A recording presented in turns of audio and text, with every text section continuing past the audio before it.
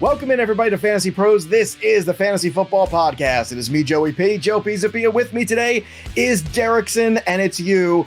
And it's week 2, the startums, the situms, everything in between. We're going to talk about all of those guys, as always, here. And we just came off an amazing live stream on our YouTube channel. If you haven't already, go subscribe to our YouTube channel, because we're doing that Start Sit live stream where we can answer your questions directly. It was super fun. And I just want to bring this right over from that show to this show as a public service announcement. Before we get to all the starts and sits, we took, and by we, I mean Andrew Erickson and I, more start sit questions on Kareem Hunt than I could possibly fathom.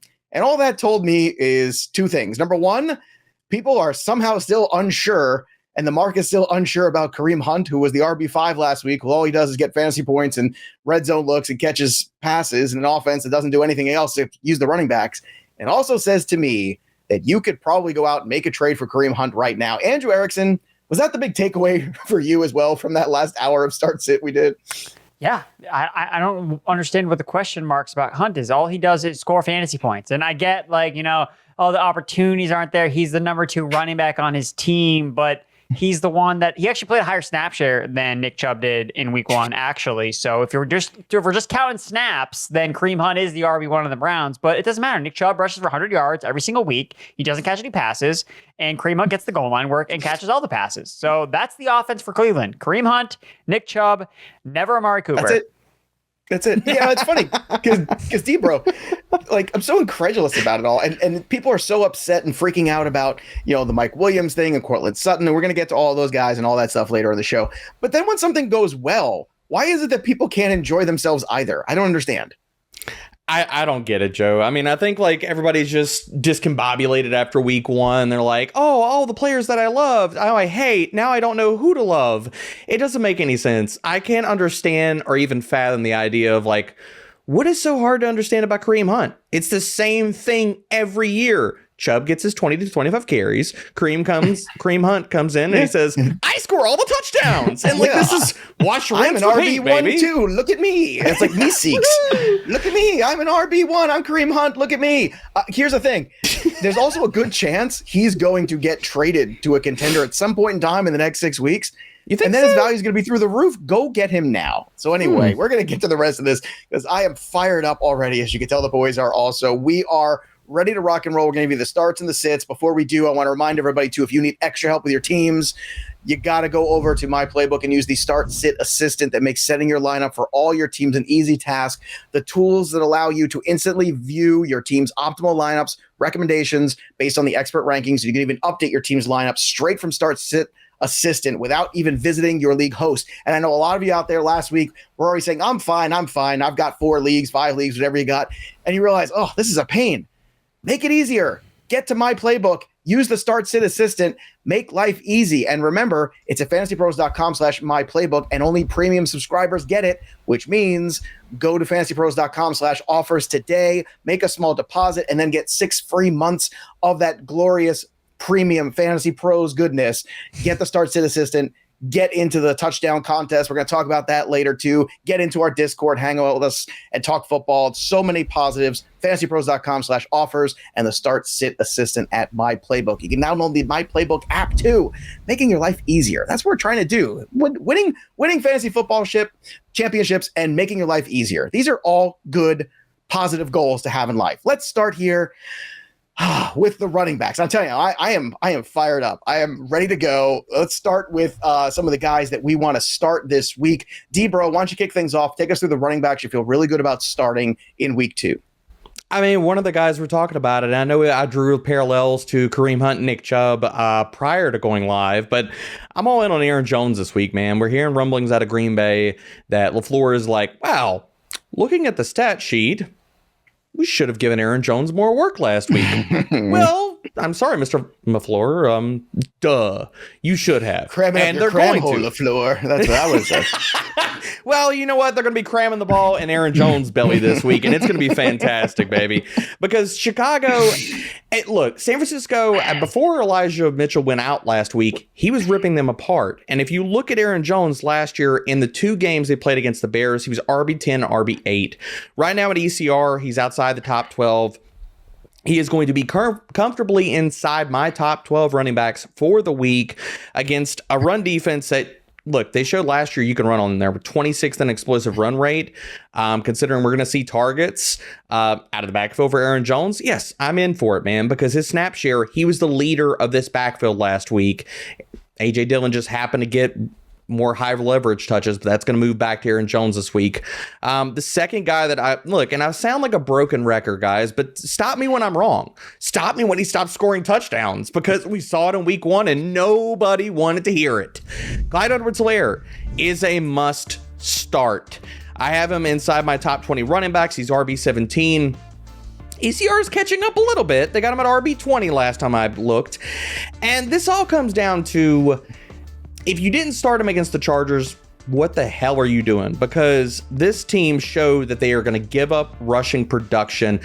Josh Jacobs just didn't get a ton of work last week. He ran for 5.7 yards per carry. Clyde Edwards-Helaire looks like he's back to being pre-gallbladder messed up Clyde Edwards-Helaire with 2.88 yards per after contact per attempt in week 1. Starting running back, one of the best offenses in the NFL. Yes, you should start him. You should start him, Joe. Okay, so that's 2. Give me the third guy here. You feel really good about starting this week. Well, I talked about Josh Jacobs. I might as well just keep leaning into Josh Jacobs. And for somebody that I was out on in draft season and I was like, do not draft this guy. Don't do that. You don't want to hurt yourself. Now we're into the season and the lights are on and we're looking at defensive matchups. And Clyde Edwards-Helaire destroyed who? Oh, that's right. The Arizona Cardinals last week. If Josh Jacobs gets 20 carries in this ball game, he is going to crush. And looking at Jacobs' efficiency metrics in week 1, he was outstanding, guys. I mean, we're looking at the running back in the NFL, Josh Jacobs, that was 6th in yards after contact per attempt, 3rd in missed tackles forced. He was 1st in PFF's elusive rating. Now, you marry that with a Cardinals defense that gave up points at will last week to Clyde Edwards-Helaire, as well as they were 31st in explosive run rate last year. Jacobs is going to smash this week. He gets the work. It's going to happen. Now, you mentioned about if he gets 20 carries. Well, last week, he only got 10 against the Chargers, which is a defense that I remember last week you liked him as well. Now, I'm somebody that doesn't have a lot of Jacobs. I think I have 1 or 2 shares because he just fell so much where he just said, well, it's my RB3. Okay, I'll do it. But you make a good case for Arizona. Erickson, I want to bounce this over to you. Josh Jacobs in this matchup against Arizona. I know last week he only had 8 half PPR points. How do you feel about Jacobs in this matchup against Arizona at home? Well, you mentioned the 10 carries that Jacobs had. The Raiders were losing almost for the entire game. Yeah. They have the 4th highest implied team total this week because the Cardinals cannot stop anybody on defense. Their defense is so bad. So I think if the Raiders are playing with a positive game script, now you enter the territory where Josh Jacobs can get 15, 16, 17, 18, 20 carries, and then you see it play out with great efficiency. No defensive line in week 1 allowed more yards before contact than the Cardinals. So Jacobs is going to be running through big holes, even behind a horrible offensive line, because the Cardinals' defensive line is just as bad. Fair enough. All right, let's go to the guys then you want to sit. Tell me 2 guys you're worried about this week, DBro. Who's starting Najee Harris confidently? Confidently, that's a problem. Somebody you made a first-round investment in him, so it's really tough without clarity to not want to put him out there. I get it. I mean, if you got, so I'll swing this back to you, Joe, before I give my spiel on Najee Harris. Are you going to use my Kareem Hunt against me already? Would you start Kareem Hunt or Josh Jacobs over Najee? Not Jacobs, but Kareem Hunt, I would strongly consider it because I don't like the variables of the injured guy who I'm not 100% sure of. But that's different because that's a guy that finishes a top 5 running back. And my expectations for Najee Harris is that he finishes a top 5 running back. Like, that's why I drafted him every week. But I didn't draft him, but I drafted Justin Jefferson. But continue. But at what point does the draft capital and all that, like what we invested in draft season, need to go out the window considering concerns, matchup? Well, that's what I'm telling you. Yeah. You need to be sitting Najee Harris. Like, with the foot issue, and I'm sorry, I do think that the foot issue is real. I think the Pittsburgh Steelers are full of it. But even if you get past the foot issue, okay, the Patriots look like they could have a real run defense this year as opposed to last year. After week 1, they're top 5 in damn near every defensive line metric that I care about. You marry that with Najee Harris running behind an offensive line that, for the second year straight, is 25th or lower in adjusted line yards, second level yards, and open field yards. All these things mean that Najee Harris is not going to have anywhere to run. And Trubisky wasn't targeting him out of the backfield. You look at his routes per dropback, targets per dropback, and route run, they're all abysmal. So, foot injury, decreasing targets, bad offensive line, improved run defense he's going against. I'm having a hard time understanding why people can get around in their heads to be like, Najee Harris is a really good play this week. Okay, so that's Najee. Give me the other guy running back you want to sit this week. This is low-hanging fruit, or Joe-hanging fruit, as we like to call it around here. Ezekiel Elliott, baby. If you've got other upside options, like you got Clyde Edwards-Helaire, you got Josh Jacobs sitting on the bench, players like that, hell, maybe even a Travis Etienne, then you need to seriously consider sitting Ezekiel Elliott, because you look at the splits when Dak Prescott's not been in the lineup, volume hasn't gone up, efficiency hasn't gone up, their offensive line is in shambles, and the Bengals were fourth in yards after contact per attempt, allowing the fourth lowest last year. It's a tough sell to put Zeke in my lineups this week. I'd rather take the upside shot on wide receivers or any one of these other running backs that I just mentioned. It's funny, I've got Zeke even lower than you and the consensus. I'm at 27 on Zeke right now, which I'm just trying to find the silver lining here of how I get there. Erickson, we just took a lot of questions too where Zeke was like that flex question, and I don't remember us picking Zeke in any of them with these scenarios, and DBro is just laying it out there. If you have a good wide receiver, play the good wide receiver. Is that where you are at as well when it comes to Zeke this week? I have Zeke outside my top 30 running backs. So I'm even lower you're even worse than me. Okay, now I feel better. I'm going to bump him down. I've got him at RB21, but I've got to drop him at 27. You've got him at what, 30? It's like 33. He's down. Wow. I mean, I don't want to start him. I didn't want to draft him, because he was dependent on the offensive situation. And when it took 1 week, when you see a crater like this with Zeke, it's because we were only drafting him because he's on Dallas, and Dallas is good. Oh, we love Dallas. Oh, another half the quarterback. Oh, now we hate Zeke because this is going to be a disaster. We've already seen Zeke play without Dak in 2020. It was a disaster. It's going to be a disaster. And maybe Dak comes back, and maybe it'll be okay. It probably won't be. But I hate it. I mean, touchdown or bust. Like, that's how it is with Zeke. You're just hoping that he scores. All right, let's play a little game. Who should I start at the running back position? And, of course, we're using the Who Should I Start tool, which is free over fantasypros.com/start. Again, fantasypros.com/start. You can use the Who Should I Start tool, which is absolutely 100% free. I did this yesterday before my brain started to, absolutely just kind of, peer out of my ears from the last hour of people asking me, should I start this guy over Kareem Hunt? But here we go. I'm going to do another one because it was already in there. Rashaad Penny or Kareem Hunt? Who would you rather start this week, Andrew Erickson? I'm going to go with Kareem Hunt because he's going to score fantasy points. Yeah, I agree. I'm with you. That's 2 for 2. Derek Brown, who would you rather start this week, Kareem Hunt or Rashaad Penny? Bro. Against San Fran. Come on. Bro. This is a bro question. Bro. This is a bro question from the stream. Bro. No, the bro question from the stream was, should I start Justin Fields or Patrick Mahomes, which I broed the hell out of that guy. Dude, I mean, if Justin Fields just rushes for 100 yards, a couple touchdowns, maybe we can get there. Oh, my Lord. It sounds like y'all had some really tough questions on the stream today. So we all say today. Kareem Hunt. The experts right now, 72% on the Rashaad Penny side against San Francisco. I don't. I'm beside myself today. I am super salty. I don't know why, but it's going to make for a great show. That's all I know. Let's do another one here. This one's probably, theoretically closer. These two guys are right next to each other, too, in terms of ECR. Damien Harris going against the Pittsburgh Steelers on the road, or Devin Singletary at home against Tennessee Titans. Who would you rather start, Derek Brown? I'm going to go Singletary. And we just saw the Titans get ripped in half by Saquon Barkley, and no, Singletary is not him. But, yeah. This isn't a hard decision to me. Yeah, I like Singletary too. So this goes to you now. You have anything different here, Andrew Erickson? Are you Harris or Singletary? I'm on Singletary because I think that Singletary is going to see a bell cow type of workload here. You look at what happened on Thursday night. James Cook fumbled. Zach Moss fumbled. And if you think back to last year, why Devin Singletary was kind of not involved in the offense during the first half of the season, he fumbled in week 1. This coaching staff takes ball security really seriously. So I think they're going to be like, you know what? We trust one running back. We're not giving it to Zach Moss. We're not giving it to James Cook. we're getting to Devin Singletary. It worked at the end of last year, and it's going to work now. So Devin Singletary, buckle up, baby. Yeah, a 3-for-3 sweep. But again, we're in the minority. 72% of experts right now have Damien Harris ahead of Devin Singletary. Not in my rankings, not on my watch.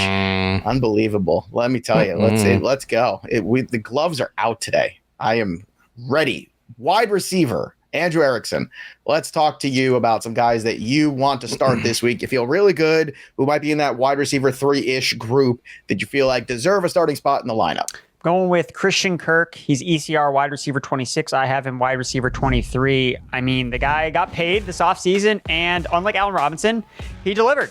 3 red zone targets, 32% target share, 91% route participation his first game with the Jaguars. I don't know what else you're trying to ask for here. You know, he did exactly what we wanted to do. He led the team in targets and an offense that's going to throw the ball a ton. And like the matchup here against the Colts are kind of shaping up to be one of these pass funnel defenses where you can't really run on them because they try to stop the run, and you're going to be able to throw aggressively on them. Last week, Trevor Lawrence was throwing the ball all over the rock. He should have had way more production, but he was 0 for 9 targeting Christian Kirk, Zay Jones, and ETN in the end zone, or in the red zone, excuse me. So I think Kirk, if you add a touchdown to his production from last week, if he's just seeing the same type of volume, I think he's someone that you need to start. I know that you probably drafted him as like a wide receiver 3/4. He's a wide receiver 2. Like, he should be viewed as a top 24 guy. I don't see why we wouldn't. So that's my first guy. And then my second guy here is Brandon Aiyuk. So he's ECR wide receiver 34. And I have him ranked wide receiver 30. I know we talked about Aiyuk last week. I was down on him. I was right because of the weather. So I won't totally take a victory lap because, you know, the weather did play a big role. Because I also talked about starting Darnell Mooney. So, but the thing with Aiyuk is he had an elite role. 100% of the routes run on the dropbacks in week 1. Deebo Samuel, we're going to see play more out of the backfield. George Kittle is still iffy to end up playing and suiting up for week 2. And even Aiyuk, on the limited touches he got against the Chicago Bears, he had 47 yards on 3 touches. We were talking about this. He had more yards than DK Metcalf did. DK Metcalf had 7 targets. Brandon Aiyuk only had 3 touches in the entire game, and he still almost got to 50 yards. So you have this explosive playmaker playing a wide receiver 1 role on an offense that we still have question marks with Trey Lance, but at least it's not going to be in torrential downpour. Like, we're going to see it play out. So I know people might be down on Aiyuk because of what happened last week. I wouldn't be. Seattle's defense last week allowed over 21 yards per reception to the Broncos wide receivers. So I think they're going to give up big plays. And Brandon Aiyuk, he makes big plays. So I like him as my other guy, as my top 2 rapid take guys. Yeah, and I'll tell you what, I mean, Aiyuk was probably right behind Kareem Hunt as the most asked about player in the live stream we just did on the YouTube channel too, which I understand because I think there was excitement about Aiyuk and then kind of confusion after this first week, but I don't think you could take anything out of it yet. You got to keep going to the process and see what this week brings, and then you might have a better evaluation of Brandon Aiyuk. Give me a third guy at wide receiver you feel good about starting this week and why. So it's going to be Julio Jones for the Tampa Bay Buccaneers. He's ECR wide receiver 37. I have him wide receiver 34. He's actually moved up a little bit in my rankings as I've shifted things around a little bit, but he's going to play a big role in the Bucs offense as long as Chris Godwin is out. You know, last week in week 1, he looked good, 110 air yards, and he only ran 1 fewer route than Mike Evans. He was efficient, 3.14 yards per route run, 19% target share. Look, Godwin's out. Russell Gage is banged up with this hamstring injury. He didn't even play a full snap share, even with Chris Godwin out of the lineup in week 1. They got Julio Jones for a reason because they needed insurance, and all these injuries are starting to pile up. So by default, they got to put Julio Jones out there, and I think he's going to be productive here, especially with the matchup. You're looking at Marshawn Lattimore likely taking on Mike Evans. That may just make it easy for Brady to look at Julio Jones as he's my guy this week. So I like Julio a lot.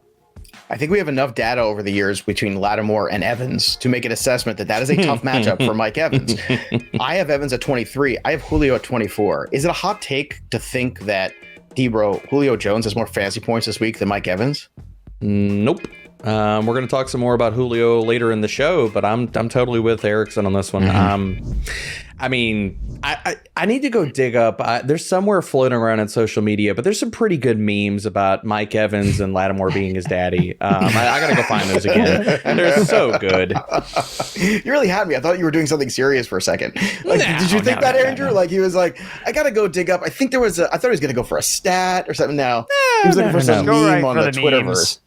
Just for the memes. Seriously. They're so good. But I think, it's not that we're saying Mike Evans is bad. We're saying it this particular week, you have to understand where Mike Evans is compared to some of the other guys that might be in that same range. You might want to play over him, especially in those 2 wide receiver leagues that some people play in. Like, that's a real conversation this week. But Julio's healthy now, right, Derek? Like, now that he's healthy, this is when we got to be in on Julio before something else goes wrong with him, because historically we've seen that as well. So this is a matchup where you would think like, okay, you've got to get Julio in that flex spot. Where do you have him ranked out of curiosity? Because I'm higher than Erickson and consensus, but I don't know where you have him. I've got to double check my ranks. He's probably gonna end up somewhere inside my top 24 though. So I'm right at 24. It's like he's gonna end up in that range. Guys. Yeah, like low end wide receiver 2, high end 3. I'm totally in on Julio because we've just seen it for so many seasons and so many iterations. Mike Evans just getting boxed out by Marshawn Lattimore. Like the Saints, he's exactly the type of wide receiver that Lattimore is really good against. Somebody they can run with, get physical with, and they can't blow past him with just pure speed. So we've seen this long enough to know like what happens in these matchups. Now Julio, the last practice reports I looked at, had popped up with a knee injury. We'll have to monitor that throughout the week. But how many times have we seen Julio gut it out and play well? I mean, last year, we're thinking he's only got 1 game under his belt so far this year, then yes, I'm right with Julio in week 2. Okay, let's go to some guys you want to sit at the wide receiver position. Andrew, who do you have on that list? So my first guy is Devonta Smith, wide receiver for the Philadelphia Eagles, ECR wide receiver 38. I have him at wide receiver 41. And I mean, it's just the lack of targets in the offense. They put A.J. Brown in there. We knew that Brown would be the alpha of the Eagles passing attack, but to what extent it would eat into Devonta Smith, we weren't sure. Well, it made Devonta Smith basically irrelevant. Like he went 0 for 4 on his 4 targets, 9% target rate per route run. So yeah, Devonta Smith is out there. Like he's running routes. He's, getting in that cardio, which you love to have, but it's not enough sometimes. Like he has got to prove to me that he can get targets in an offense with A.J. Brown in it and Dallas Goedert in it. So especially with the way that the Eagles like to operate, they're not the most pass-heavy offense in the NFL. So it's one of these scenarios where there's too many mouths to feed, and Smith is just kind of left holding the bag. And you can't start him with any type of confidence because why would they go away from A.J. Brown? Why would you think that? Like, oh, I should start Smith this week. It's not even based on like the matchup. It's based on he's not going to get looks because of the other guys in the offense. So until he proves that he can get targets with A.J. Brown, I can't put Devonta Smith into my lineup. Fair enough. All right, give me one more name that you do not want to run out there this week at wide receiver. I'm going with Allen Robinson for the Los Angeles Rams, ECR wide receiver 29. My analyst rank, I have him at wide receiver 34. And I was talking about, target. That's where I've got it. It's exactly the same as I was talking about target rate per route run in week 1. The lowest target rate per route run in week 1 was Allen Robinson. So, again, going out there, getting in the cardio, baby. He had 2 targets. Really only had 1 target because he had a target in garbage time in the end zone. But, look, isn't it weird that all of these guys that got paid, Tyreek Hill, A.J. Brown, Christian Kirk, Devontae Adams, first game with their new teams, targets, Allen Robinson, no targets. Like, you can't get target if Cooper Kupp is alive. No other targets exist for anyone else in that offense. Well, Tyler Higbee says hi, as ugly as that is. Tyler Higbee. All the screen targets for Tyler Higbee. Tyler Higbee. Oh, God. So, look, we know that not every team always hits on their free agent acquisitions and trades. So, I mean, just looking after week 1, like, who's the guy that didn't hit? It looks like it's Allen Robinson. And I know that the clips have been on social media, like, oh, he's getting open. Like, he's fine. It's like, yeah, but that's not the point. Like, Stafford's not looking his way, especially with the offensive line having issues. Stafford is trying to get the ball out quick. He's not waiting for Allen Robinson to develop some of these routes down the field. He's looking instantly for Cooper Kupp. Like, that's where he's going. And I think the overarching problem with Allen Robinson is he's always been, when he's been productive in fantasy, it's always been because he's been the only show in town and he's been a target monster.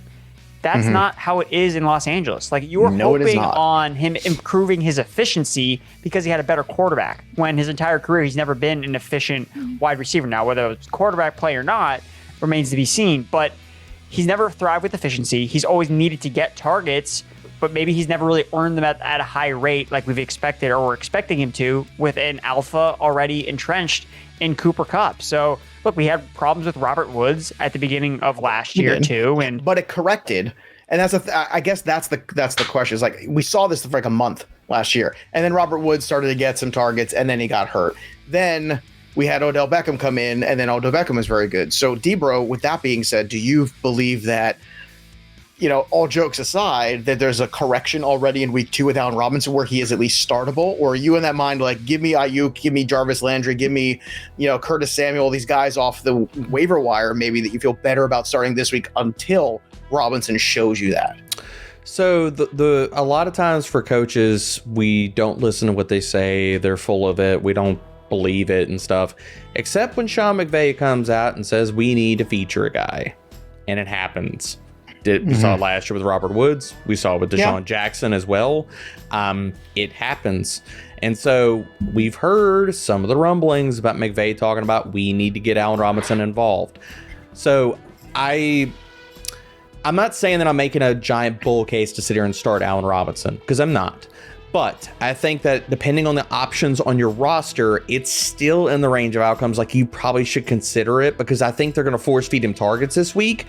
Now, what can he do with those targets against Casey Hayward and AJ Terrell on the outside is definitely up for debate. But I think he's going to get the target volume this week. So depending on your options. It's also not a great corner matchup. That's a great point. It's not a great corner matchup this week either. So bad. So would you? So real quick, Aiyuk or Robinson? I would go Robinson based off a target volume. How about you, Andrew? Aiyuk or Robinson? I'd go with Brandon Aiyuk based on target volume. All right. Well, let's keep playing. Let's keep playing the game. Who should I start? And let's go with 2 other wide receivers, 2 volume kind of dudes. Hunter Renfrow against the Arizona Cardinals we just talked about. Not a lot of defense happening there. Or against the Los Angeles Rams for Drake London in a game where, the Rams certainly looking to pick up their first win. Andrew Erickson, who would you rather start, Hunter Renfrow or Drake London this week? Yeah, I debated between this for like a while. Of course, they're back-to-back in my rankings because, Joe, you just love to frustrate me with these start-sit questions. So I asked the important questions. I ultimately settled on Drake London. I picked Drake London last week, and that was correct over Tyler Lockett. So I'm just going to keep rolling with the rookie. I mean, he was good in his first game, without coming off the injury, 5 catches, 74 yards, led the team in target share. So I like what I saw with Drake London. And look, I just don't know with this Raiders offense. Yes, the environment for Raiders Cardinals is definitely better for Renfrow to find himself in the end zone. But I mean, with Devontae there, it's just, I don't know what Renfrow's target volume is going to be. Do we really expect him to get 6 targets again? I think Renfrow's going to get more than 6 targets. It was fun. Don't get me wrong. But 6? I don't know. I'm going to go with Hunter Renfrow. Is Devontae Adams ever going to get covered against Arizona? No, because he's great. Their defense is horrible. This is the thing to remember, everyone. Greatness matters. Devontae Adams is great. Whether he's a Raider, whether he's a Packer, he's great. Just like Randy Moss was great. Some guys are just great. Derek Brown, you're great, but I know you're going to say Drake London, aren't you? No, I'm really not. I'm going Hunter Renfrow, yeah. Yep. Wow. I'm going Renfrow. On my side. Two parts to this. Drake London is going to run 90% of his routes on the outside. I don't believe that after 1 week, Jalen Ramsey and the Long on the outside are totally cooked. They had a lot of miscommunications. It was an absolutely terrible game that they played. I think that they're going to look for a bounce back. And actually, I look at that game as being a big Kyle Pitts game. We'll talk about that later in the week. But I like Hunter Renfrow a ton here. And this comes down to 2 things. One, they bumped Byron Murphy to the outside. Jalen Thompson covering the slot is god-awful.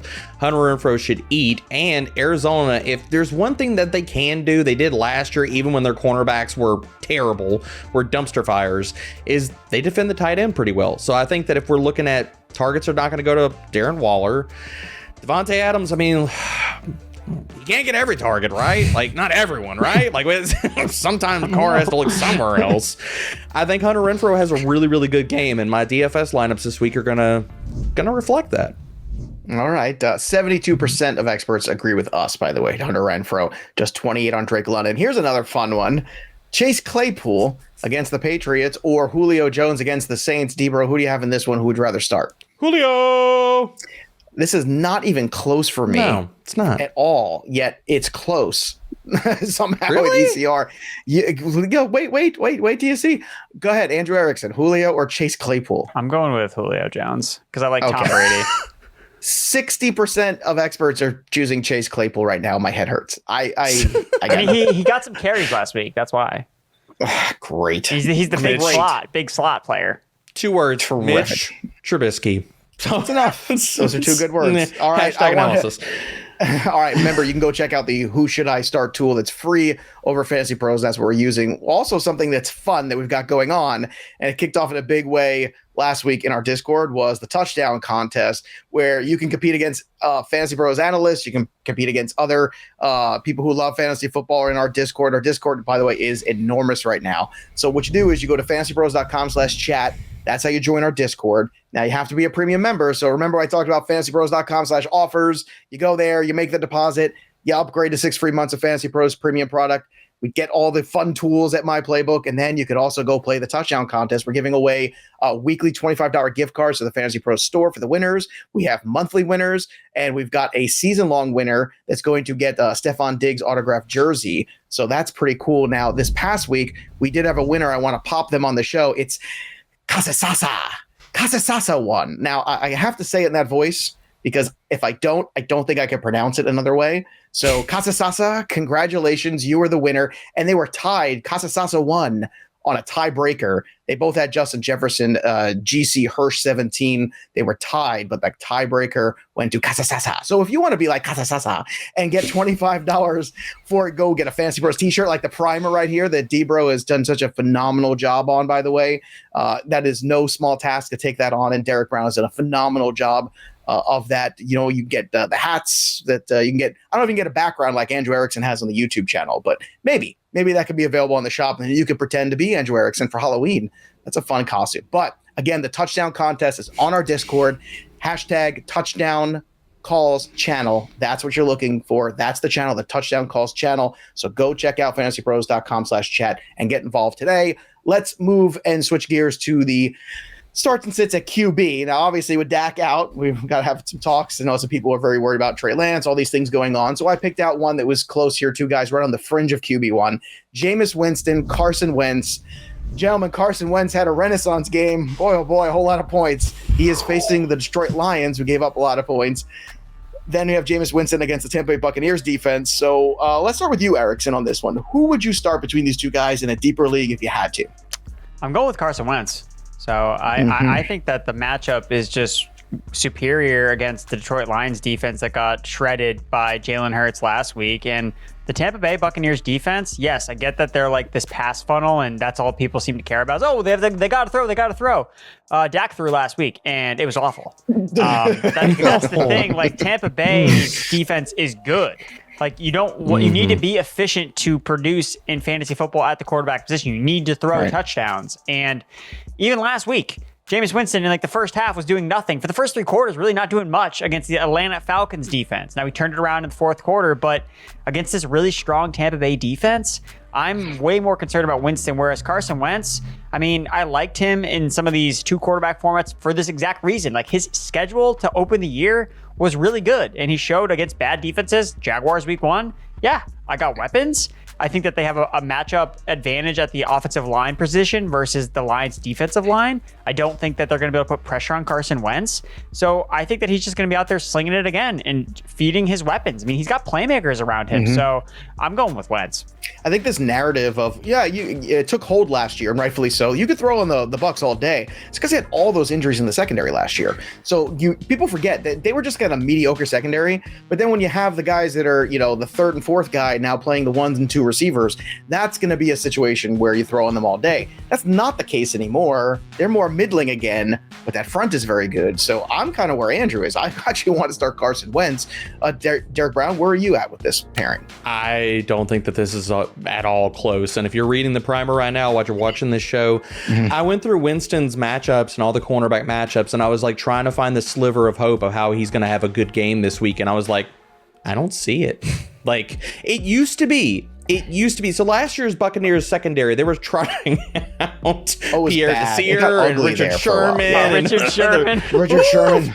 It was bad. But this year, they've got Carlton Davis, they got Jamel Dean, and the one soft spot in their defense that you could always pick on every single week was Sean Murphy-Bunting in the slot. That's not happening anymore. Antoine Winfield is covering the slot, and it is beautiful. Todd Bowles is like, no, you're not getting anything on us. And so, no, I'm totally off of Winston this week. I think it's going to be bad. I think the Bucs are going to steamroll them. Okay. And as a Saints fan, that makes me sad. We are in the minority, by the way, because Jameis Winston, 55%. We're in the upside down this week. I don't know what's going on. Dogs and cats living together, mass hysteria. All I heard was more Master of Puppets. That's all I heard. Right, let's go to the next Who Should I Start game. Let's do it a little bit lower down the trough. Let's play a little super flex here. Ryan Tannehill in his matchup at Buffalo, or Baker Mayfield in his matchup at the Giants. Who would you rather start? Derek Brown? I'm going to go Mayfield with this one. We saw enough out of Buffalo's defense. They destroyed Stafford. What do we think? What do we think they're going to do with Ryan Tannehill behind a worse offensive line, and he's going to throw to Robert Woods, Nicholas Brickatine? It's not going to work out. No. Well, look, no Tannehill. And I would say this: the Buffalo defense was very impressive in that first outing. They've got extra time to prepare. It's a lot going on there. Like, I think Buffalo is going to be, very hyped up. This game at home, the whole thing. I'm kind of with you. Is it a clean sweep for Mayfield for you as well, Erickson? Nope. I'm going with Ryan Tannehill. Okay. PFF's second highest graded quarterback from a clean pocket in week one. So that's something that I like. Is a very sticky stat in terms of how a quarterback performs. And you mentioned, or DBro hit on the receivers, Robert Woods, Nick Westbrook. I think you're going to see more playing time from Kyle Phillips and Treylon Burks, because those were the two leading wide receivers for the Titans in week one, and they both weren't playing full-time roles. So I think that Mike Vrabel is going to be like, you know what? We need to get our best receivers on the field, and those are the best guys that they have. So I think that we'll see it a little bit more from the passing game from Tannehill. I mean, Tannehill, even last week, got it done. He still threw 2 touchdowns, and he was fine. So I think it's close, to be honest with you. I mean, that was against the Giants, though, too. If Tannehill can get it done against the Giants, can Mayfield? I mean, maybe. We'll see. I think Tannehill's a better quarterback than Mayfield. Experts agree with Andrew. 70% of experts select Ryan Tannehill over Baker Mayfield. All right, let's get to the tight end position. Give me a guy that you have concerns about this week at the position, Derek.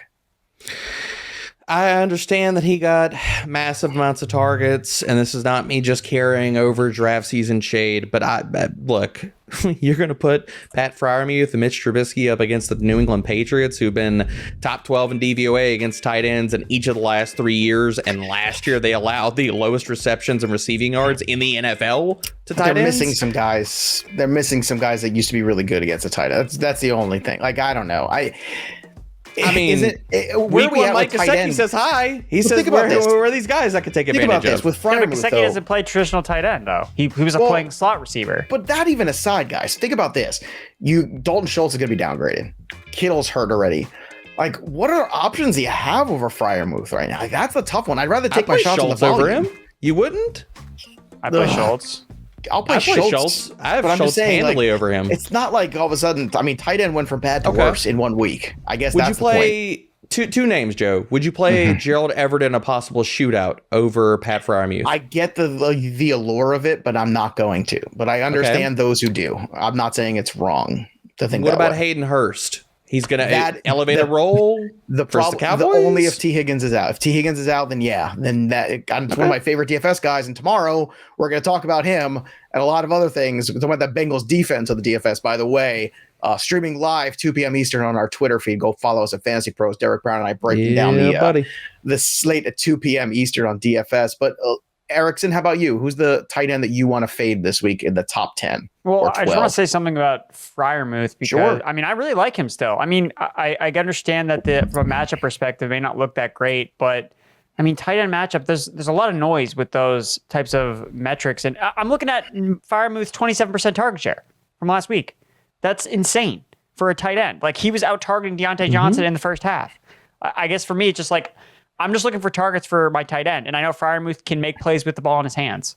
Like, that's kind of the way I view the situation. So I'm really high on Freiermuth. And I think that he's actually like a buy low tight end for me that I think could be like an elite guy. I mean, look, he's entering his second year, and he was really good as a rookie. And I get the situation's not great, but tight ends are kind of that.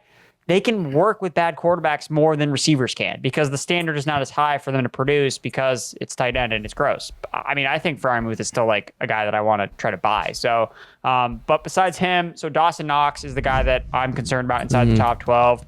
Look, the problem with him last year was low target rate per route run. And what did we see on Thursday night?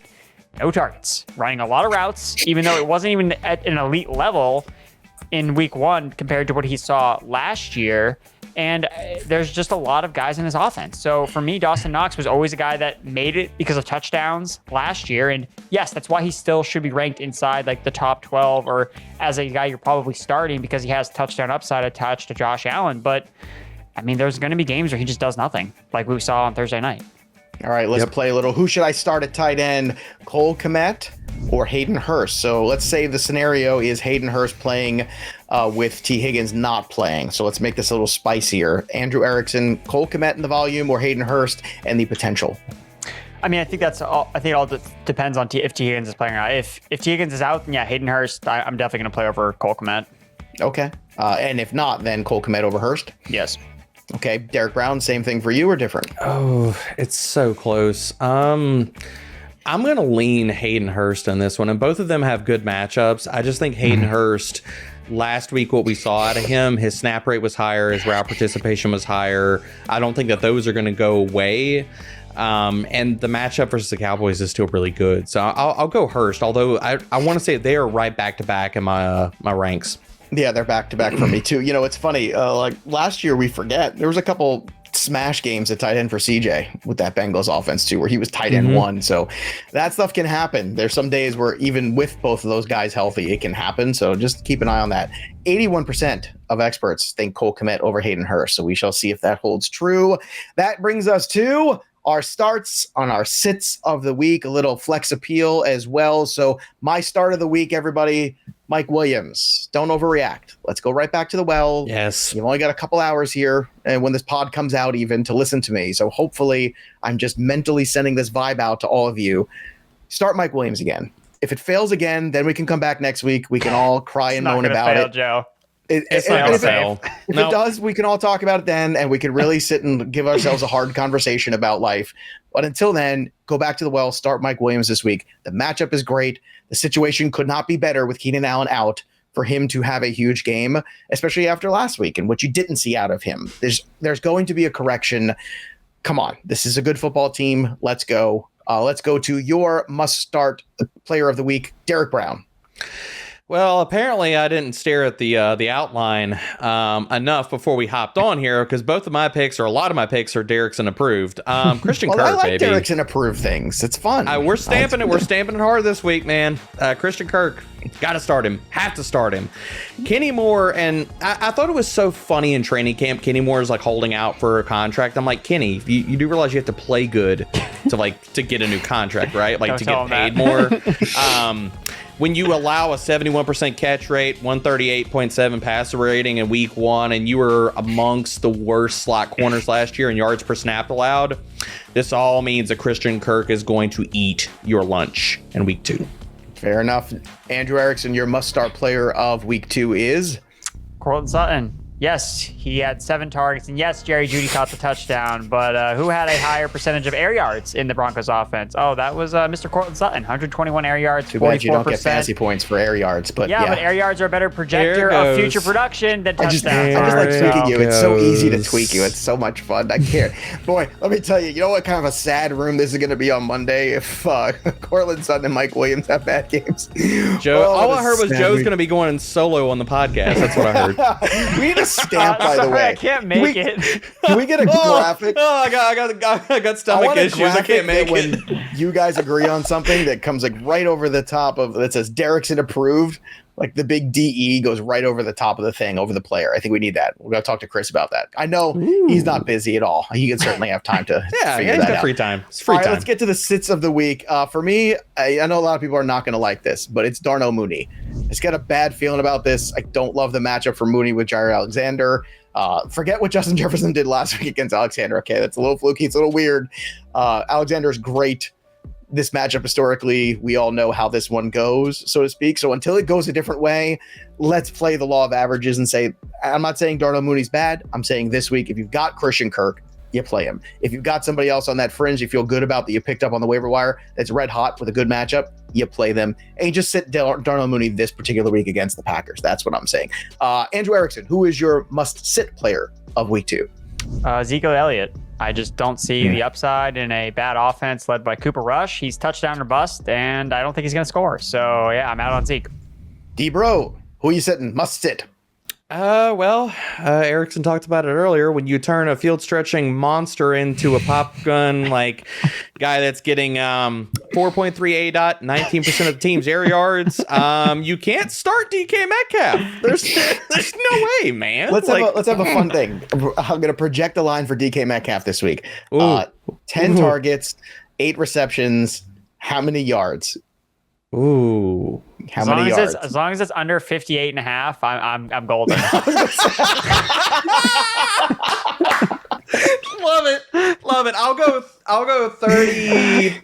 no, 42. 42. 48. Erickson, you got a number for that? Under 58.5. You don't care. You're just invested. All right, let's go to Flex Appeal. Who's our favorite dart throw Flex Appeal guy? I'm going to go with one of Derek Brown's guys last week. I like Jarvis Landry, the player. I think there's opportunity here. Michael Thomas last week had a bunch of touchdowns. Everyone's been talking about him, but Jarvis Landry quietly was good, and I think he's startable this week at the flex spot. I'll tell you what, if I had Darnell Mooney and Jarvis Landry, I would consider Landry. I'm just saying, guys, like you should think long and hard about that one. Derek Brown, give me your favorite dart throw flex of the week. Assuming the knee is good to go, I think Brady's going to have a monster game on the back of Julio. So, look, outside of Marshawn Lattimore, the other two Saints corners are not impressive. They have Justin Evans covering the slot. Bradley Roby is terrible. So I think Julio can absolutely just crush them. Roby last year looks like he needs to go into the retirement home, man. Like 103 passer rating, 74% catch rate. Yeah, Julio's going to get the better of that. All right, let's get a flex play for you here, Andrew Erickson. Who's your flex of the week? Curtis Samuel. He had 15 opportunities last week, 11 targets, 4 carries. He's just super involved. And again, I like Wentz in this matchup. So naturally, you got to like some of his receivers and weapons. And the Detroit Lions, they can't stop the run. They can't stop the pass. Like Washington can do whatever they want. And what they did last week was throw the ball and feature Curtis Samuel. So I expect that to continue. And I expect Samuel to be productive. Dollar Store Debo. I love it.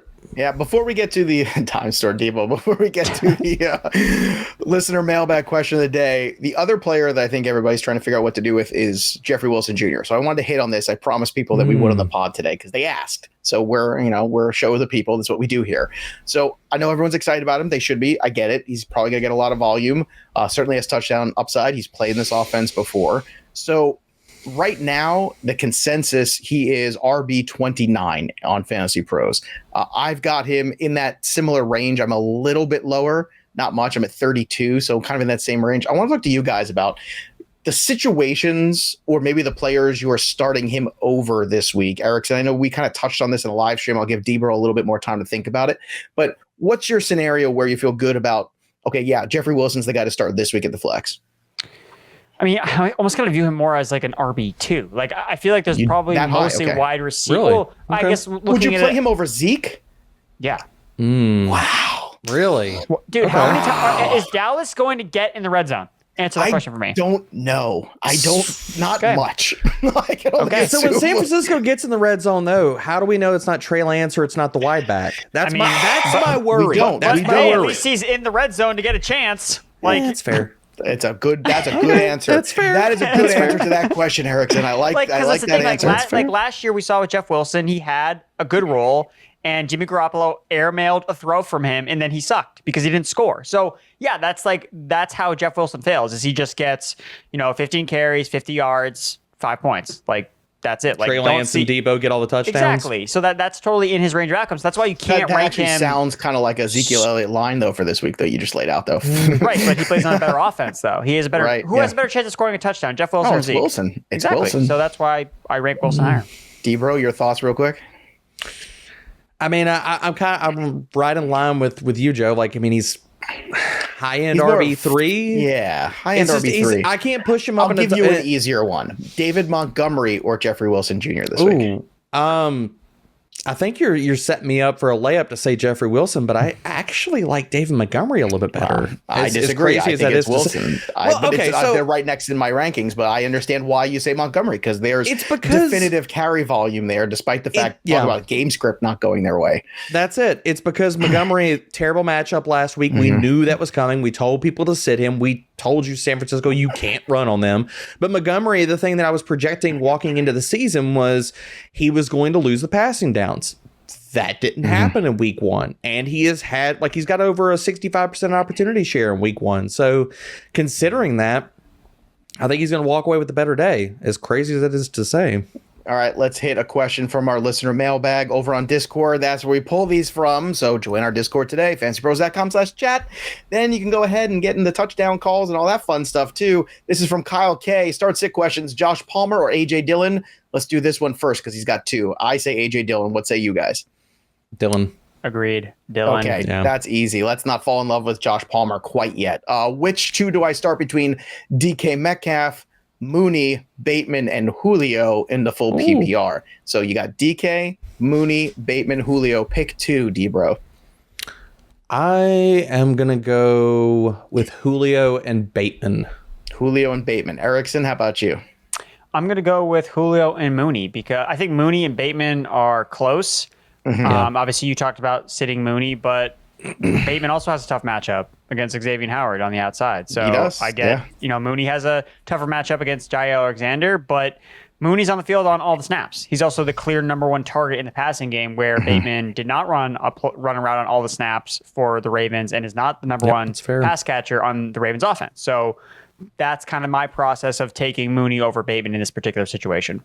All right, there you have it. That's the starts and the sits. Don't forget, everybody, if you want to upgrade, the way to do it, fantasypros.com/offers, make a deposit in one of our partner sites. Then you get 6 free months of Fantasy Pros premium tools in my playbook, where the start sit assistant, lives to help you make all your lineup choices. And obviously you can manage all your leagues from my playbook as well. It is a time saver. It's a game changer. And when you go premium, you can also get in that touchdown contest we have on our Discord at fantasypros.com/chat.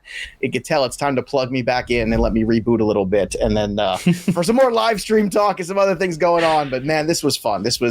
I can't believe it's only week 2 and it's already just hot and heavy in here in this show. And it is great fun. Check out the primer.